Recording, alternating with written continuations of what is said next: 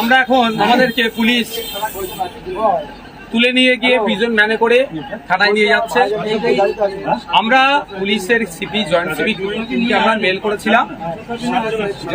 আমরা মেল করেছিলাম যে আমরা 20 তারিখ থেকে 27 তারিখ পর্যন্ত আমরা কলকাতাতে একটা ওবিসি যে নতুন ওবিসি ওয়াকফ সংশোধনী আইন 2025 বাতিলের দাবি নিয়ে ওবিসি নিয়ে যে পিছড়ে বর্গের হিন্দু আর মুসলমানদের মধ্যে যে জলঘোলা চলছে, প্রকৃত পিছড়ে বর্গের হিন্দু প্রকৃত পিছড়ে বর্গের মুসলমান যে ওবিসি থেকে বেনিফিট পাবে সেটা পাচ্ছে না, বারবার কোটফট হয়ে যাচ্ছে।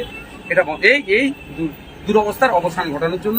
আর ফেক ST SC সার্টিফিকেটের রমরমা সারা পশ্চিমবাংলায় 1 কোটি আদিবাসী নাই, কিন্তু 1.5 কোটি ফেক সার্টিফিকেট হয়ে গেছে। মানে কত fake ST SC certificate, Rahman title, Das title, Banerjee title, ST কোটায় চাকরি করছে। এই অর্থাৎ ফেক ST SC সার্টিফিকেট বাতিল করতে হবে এই দাবি নিয়ে। আর পরিযায়ী শ্রমিকরা ভিন্ন রাজ্যে যেভাবে আক্রান্ত হচ্ছে এটা বন্ধের দাবি নিয়ে।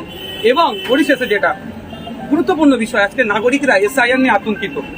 বিহারে আমরা দেখলাম জ্যান্ত মানুষকে, জীবিত মানুষকে মৃত দেখিয়ে ভোটার লিস্ট থেকে নাম কেটে দিচ্ছে। সুতরাং এই SIR নিয়ে নাগরিক হয়রানি আতঙ্ক বন্ধের জন্য আজকে আমাদের কলকাতাতে মেট্রো চ্যানেলে আমাদের একটা ধর্ণা মঞ্চ ছিল 20 থেকে 27। আজকে যখন আমরা টিপু সুলতান থেকে বার হচ্ছিলাম, তিনি DC 3 স্যার আরো সাহেবরা যিনি ছিলেন এসেছিলেন। আমরা বললাম তাদেরকে যে আপনারা যে যেখানটায় আমাদের জায়গা দেবেন সেখানেই আমরা বসবো। তখন বললো যে মেট্রোর জায়গায় আমরা বসতে পারবেন না। আমরা তাহলে ওয়াই চ্যালেন বা টিপু সুলতানের ওখানেই আমাদেরকে 7 দিনের দিয়ে দেন, আমরা এখানেই থাকবো। আপনার যে ব্যারিকেড লাগিয়ে দেবেন ব্যারিকেডের বাইরে একটা মানুষই যাবে না। কিন্তু দুর্ভাগ্য আমাদেরকে সেটা অ্যালাউ করলো না। আমরা যখন এগিয়ে আসতে যাচ্ছিলাম বিশাল পুলিশ বাহিনী আমাদের আটকাচ্ছিল।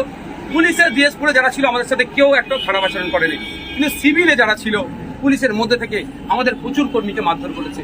আমাকে হলুদ শার্ট পরে, সম্ভবত হলুদ টি শার্ট পরেছিল, হাতে কি ছিল জানি না, এখানে একটা ঘুষি মেরেছে প্রচন্ড জোরে ঘুষি মেরেছে, প্রচন্ড জোরে ঘুষি মেরেছে। আমি এখনো ব্যথা পেয়েছি। তো আমাদেরকে এখন নিয়ে এসছে। বাংলার মানুষকে বলবো, আন্দোলনটা বিজেপির বিরুদ্ধে, আন্দোলনটা শুভেন্দু অধিকারীদের বিরুদ্ধে। তারপরেও কেন আমাদেরকে রাজ্যের মুখ্যমন্ত্রী আন্দোলন করতে দিচ্ছে না? উনি হুমকি দিচ্ছেন পশ্চিমবাংলায় যে ওয়াকফ নিয়ে আন্দোলন করবে তাকে ডেকে দেবে।